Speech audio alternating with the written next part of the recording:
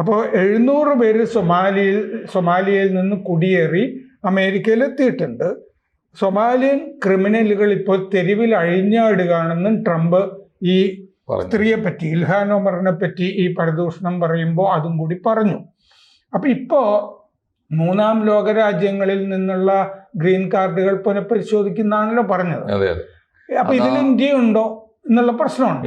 മൂന്നാം ലോക രാജ്യം എന്ന് പറഞ്ഞാൽ മാഷിനറിയാലോ, മുമ്പ് സോവിയറ്റ് യൂണിയനുമായിട്ട് ശീതയുദ്ധം നടന്ന കാലത്തുള്ള പ്രയോഗമാണ് മൂന്നാം ലോക യുദ്ധം. ഇപ്പോ അതിന് വലിയ പ്രസക്തി ഇല്ല. അതുകൊണ്ട് ജൂണില് 19 രാജ്യങ്ങൾക്ക് യാത്രാവിലക്ക് ഏർപ്പെടുത്തിയിരുന്നു. ഈ 19 രാജ്യങ്ങളെയാണ് ട്രംപ് ഉദ്ദേശിക്കുന്നത് എന്നാണ് പറയുന്നത്.